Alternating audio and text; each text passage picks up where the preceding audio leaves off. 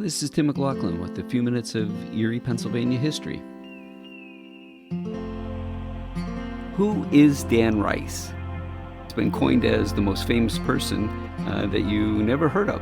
Or you might know that every year, I think since 1965, Dan Rice Days has been celebrated in Girard, Pennsylvania. He's born in New York City, Manhattan to be exact, and he's born as Dan McLaughlin, and this is 1823. As a boy, he traveled with his uncle, who was a circus ringmaster, and this is where he gets his start in the circus. Well, he finds he has many talents. As a clown, a comedian, an actor, he was a singer, he was a master horseman.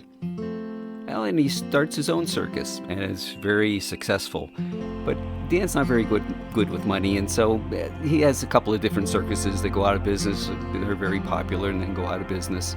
At one point, he's down to one horse, and he does a one-horse show. That's where the term came from, Dan Rice and his one-horse show, what he did all of his tricks with. During the height of his career, Dan Rice, he's a household name in the United States. After the Civil War, he even ran for president. Well, in 1853, Dan Rice has a business associate, and he says, you should check out this Girard, Pennsylvania, and winter the circus there. So Dan buys several acres and builds some large barns, and they practice all winter, and that's where he keeps all of his animals. He has an elephant, he has giraffes, he has a rhinoceros. Newspapers called his circus the greatest show on earth, and this is even decades before other circuses used that phrase.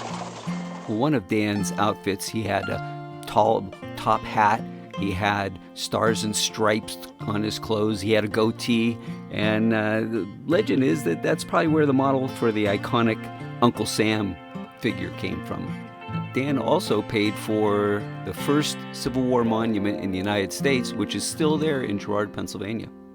Now, there was a little controversy at the time when he put that up because the monument, it's a beautiful monument, he has his name is engraved on the other side, and people thought maybe it was more of an advertisement for Dan Rice than for dedication for the Civil War soldiers and sailors.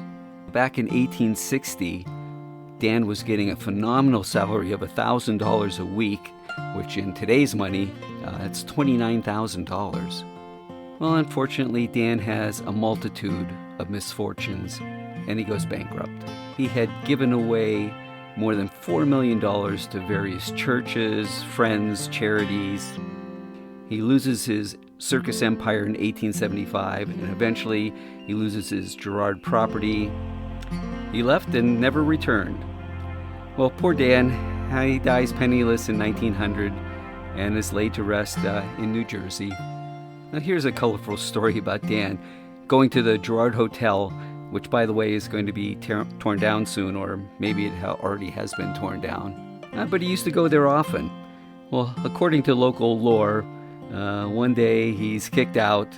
He must have been pretty rowdy or something, and he only to return with his circus lion, and he scares everybody away so that he could drink in peace. And that, my friends, is just a little bit of Erie County history.